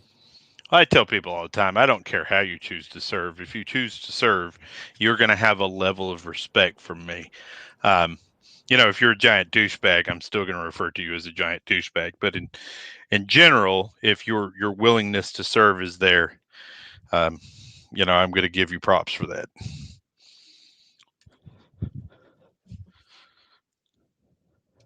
Yep. Vanessa Kitty out there is typing up a storm. I did email her a link if she wanted to jump in. Oh, sweet. But she's typing up a storm out there. Artist Tony had to go take care of something, so he's heading out. But I do want to thank those that did serve in the military and that are hanging out and sharing their stories with us. Thank you. It's actually been more entertaining than it usually is on the Friday night. Even with the guys out there chatting on the YouTube chat. Usually we just follow along and have a chat that way. But this is even more entertaining. So thank you guys for showing up and hanging out. I don't know. It's mostly just us bitching about our service years. Yeah. I know a bit of what Roll Call had to deal with because I've talked to Roll Call many times, in the past. Even though he did not give me a link this week for Rants and Raves, I was expecting it, but I didn't get it. Sent it. Well, I didn't get it. That's why I told you, Roll Call, I will show up on Rants and Raves if I get the link. And if you don't send it properly to the right address, then I won't get it. Roll Call. Kind of figured that. Don't let him do that to you, dude. Don't let him do it. Yeah. Nice blame strike. shaming. Go ahead, Roll Call. No, I just said he's blame shaming. He's blaming me for everything. If a computer could fart, he'd blame me for it. No, I wouldn't blame you for that. I bet a computer can fart. And Mario, I don't want to spam your inbox anymore. That's why I stopped sending them. All right. No, he was sending to my Gmail, which I hardly ever check that fucking thing.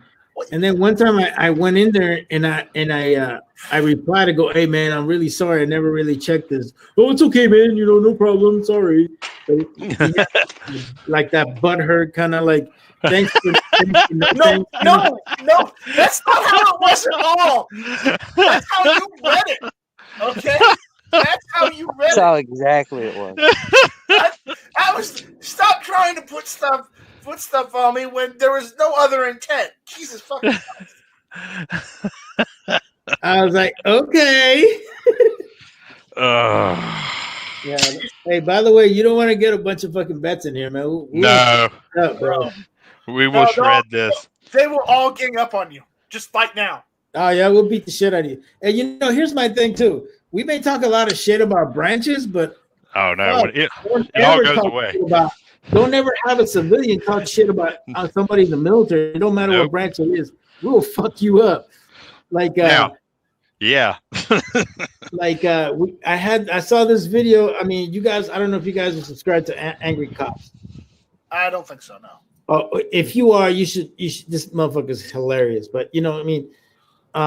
There was this one video that he did that it trips me out. Is when De Blasio, whatever his name is, douchebag from New York. Yeah. He said that the National Guard are not military, and ooh, Lord, he went crazy. Oh man. It was badass. So if you guys haven't seen that, you guys should check that video out. You'll laugh your ass off because Angry Cops is fucking funny, man. I don't doubt it. I'm going to need de Blasio to actually be a governor for a little while or a mayor for a little while before he gives anybody else crap about what they're doing with their job. Yeah. Right now, that guy shouldn't be giving anyone any crap for anything because he can't even do his job properly. So where does he get off telling anybody else otherwise?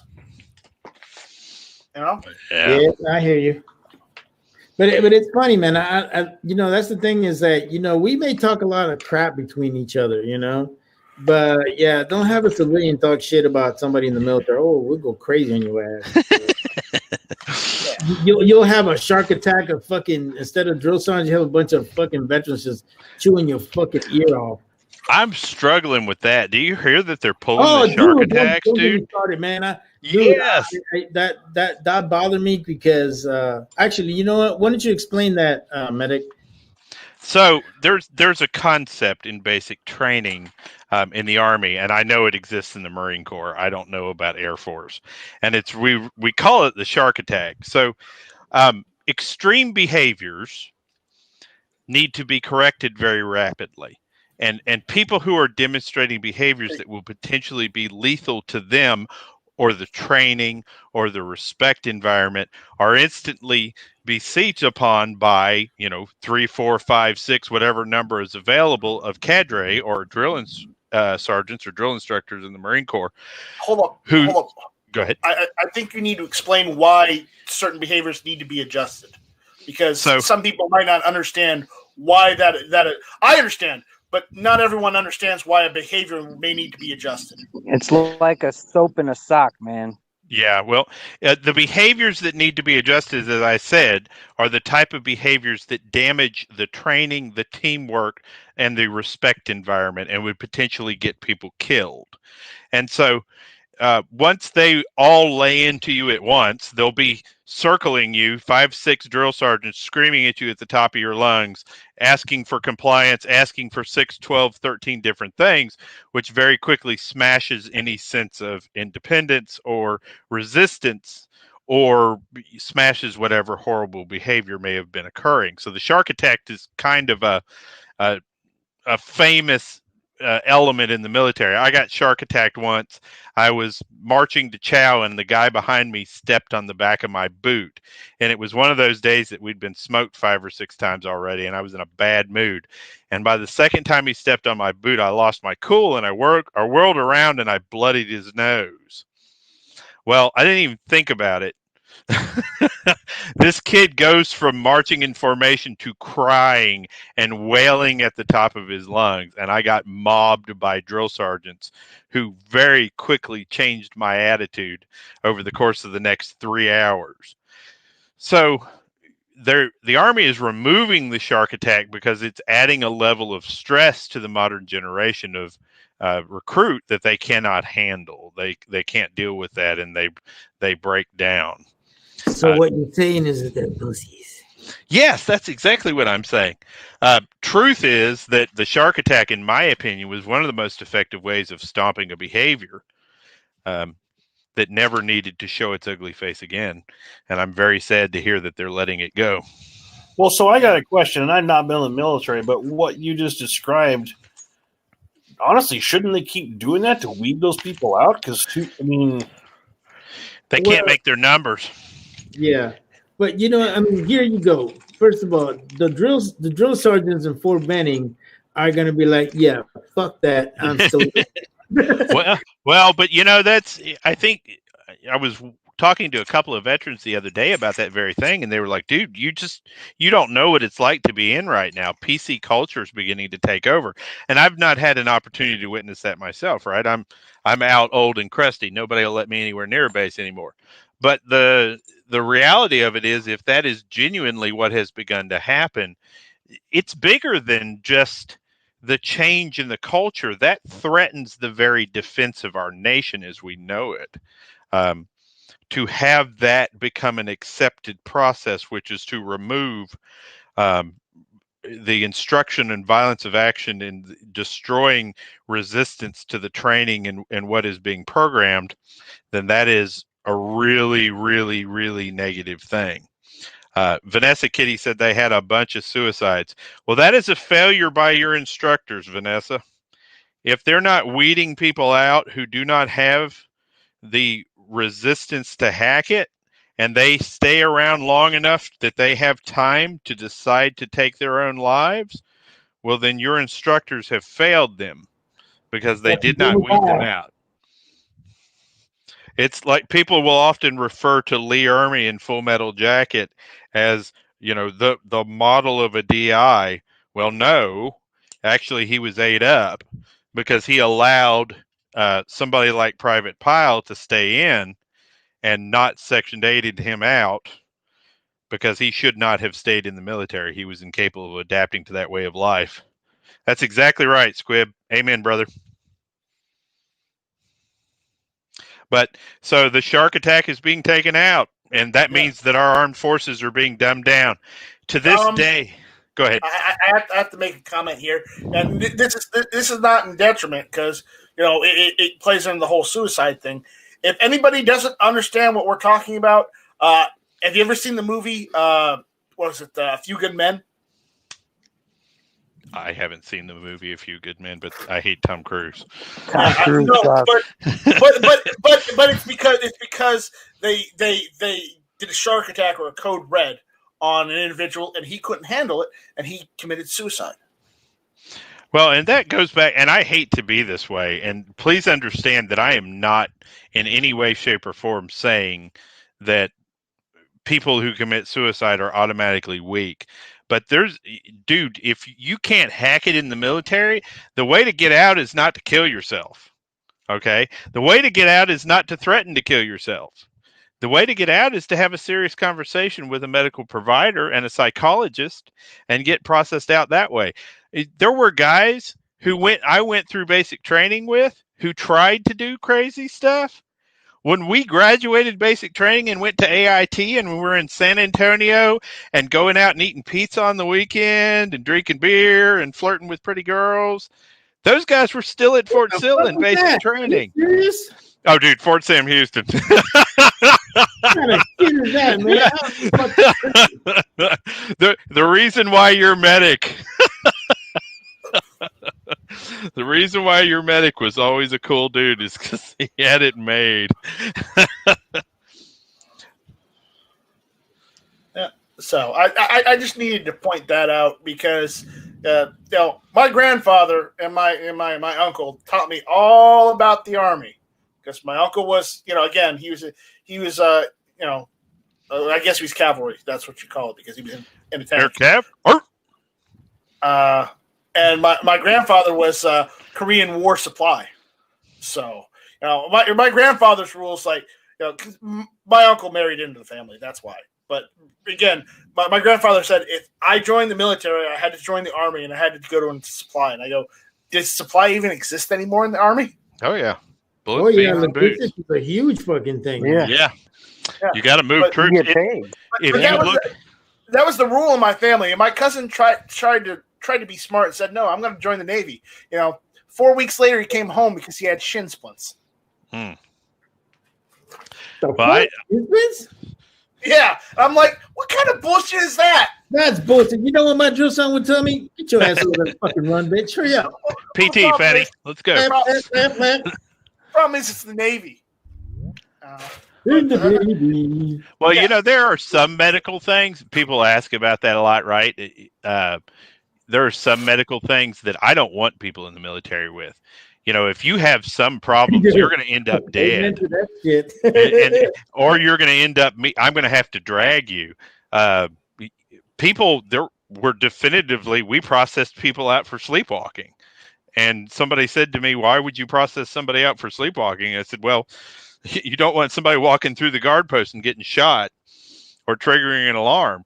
And there are a huge number of things that'll get you run out. If you're not able to perform physically and it is shin splints that are the trigger, I don't necessarily want you in. Because if you can't hump your ruck, if you can't keep up, you're going to get yourself killed and you might get others killed too. So I just wanted to put that tidbit in because as far as the furthest I got as far as the military was I had to do a year and a half of military school.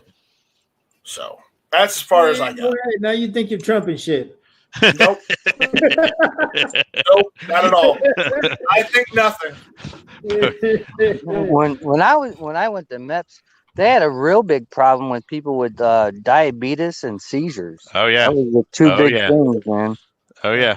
Like if like we when I was there, there's a kid that had a seizure, and they got it under control, but they nixed that right in the butt real quick, and then the other kid, he ended up being in my room, and then when we went to basic, he was in the same unit as me, and then he went into shock.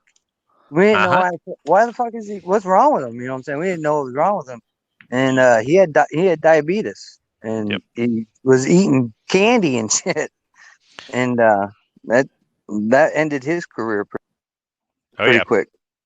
Well, the musculoskeletal injuries, mostly in training and hidden cardiac issues and things of that nature. I lost a battle buddy in basic. He didn't die. He had to be recycled.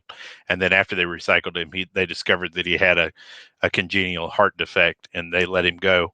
But, and if I can tell a story here, Night Strike, the biggest problem that we had when I was in was I had a battle buddy who had a speech impediment, and he liked to talk to drill sergeants. And so I probably spent 3/4 of any given day in the front leading rest position getting smoked because this moron liked to talk to people. And I had pretty well decided that I was going to have to smother him to death with a pillow when they recycled him and then eventually cycled him out of the Army just for being incompatible with military service. So recruiters are doing high-level screenings, but they're not doing things like personality screenings and necessary aptitude screenings. Those things happen in basic training. So as we take away layers of aggressive conduct and stress from basic combat training, we filter our new soldiers less, and that means that other things slip through. I hate to say it, but you like to talk too, otherwise you wouldn't be here. Who, me? Yes. Dude, I didn't talk to drill sergeants at all, and that got me in trouble. I ended up being platoon sergeant. Drill sergeant. You missed it there. Yeah, I know what you're saying. Drill sergeant. I just said you just like to talk. Right, but I didn't talk to those people at all, dude. And then all of a sudden, I was platoon guide. They were like, "Medic has a voice for radio and shit," and he likes. If you watch my videos, you know that's exactly right. I have a voice for radio and a face for radio. Yeah. I learned my lesson real quick after the first 40 or 60 sets of 50. Oh yeah. And then I learned to shut my mouth pretty quick. Yep. They will PT you to your knees. And I was in good shape, man. I played basketball, football, everything. And they smoked the crap out of me. I remember back in the day in Fort Knox, we were a class of 46 and only 18 graduated. Oh wow! Yeah, our fucking drill sergeants were fucking no joke, man. And towards the middle of the cycle, I ended up being the platoon sergeant. And every time one of these guys fucked up, like we have, you remember and I know this is in every fucking army base. They have these fucking tiles, right? Yep. And the drill sergeant would be like, "You see that hole? You're gonna do a push up in every one of those sets of fucking tiles." I'm like, "Yep." Dude, by the time I was done, my arms fucking hurt. And every time somebody fucked up, believe me, they get the end of the shit sandwich. Because if I had to do all those damn push ups, guess what? You getting some too, motherfucker. Though I can remember getting to AIT and you go through basic, everybody becomes basically a rifleman, an entry level rifleman. Forgive me, 11 Bravo, becomes an entry level rifleman. And we got to basic training, and boy, we thought we were squared away, and boy, we thought we were in good shape. And they really kind of poured it on then, right? Is taking you to that next level, hardening you up a lot.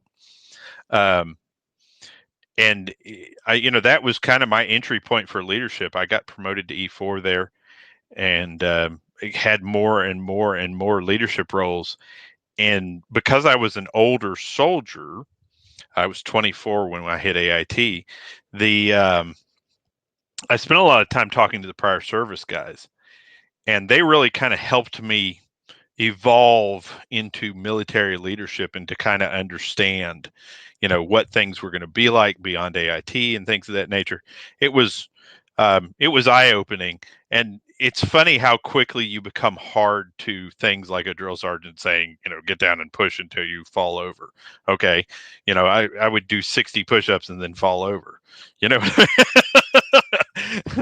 Okay. I've paid for what offended you, but I'm not going to push myself till I can't move my arms anymore.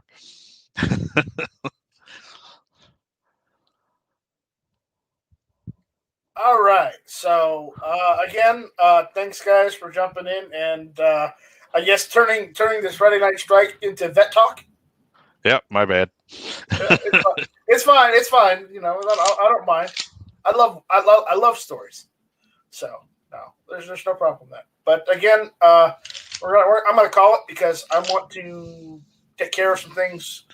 Maybe get a snack or something. I know I had dinner earlier, but I'm getting I'm thinking about some ice cream or something. Damn it. I know I'm fat. I understand. I'm sorry. But nobody here has commented. You're good, brother. Anyways, thanks Mario for jumping in. Nighthawk Medic, thanks for jumping in. Gizzard Gary, are you gonna be all right for the roost this evening for territory? Absolutely. All right. And everybody's invited. Come on along. Make it a good show. Heck yeah. All right. Roll call. Thanks for jumping in. I thought you'd be busy. No, I went and shot today, and shot that Canic and shot my CZ and tried to sight in my shotgun that didn't work. But yeah, I'm pretty good to be on here on Fridays. All right. Awesome. So thanks for showing up. Defense Dad, thanks for jumping in. I know they kind of took over the chat. I'm sorry. No, not a big deal, man. I've been sitting here chilling. I had a busy day, so glad to be in tonight, though. All right. And last but not least, he jumped in towards the end. We got Guns and Barbecue. So thanks, Guns and Barbecue, for showing up. You're welcome. Just wanted to hear you say my name. Yeah, I'm sure you did. Guns and Barbecue. Yeah, it's a good name. So with that, we're gonna call it. So we'll see you guys on Tuesday for Hit or Miss, Tuesday night, 7 o'clock. So take it easy. Have a good weekend. If you can, go out and shoot. If you can't, well, dry fire practice.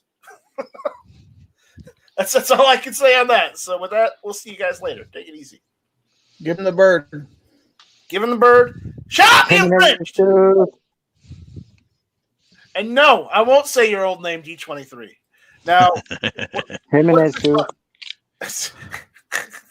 What does this button do?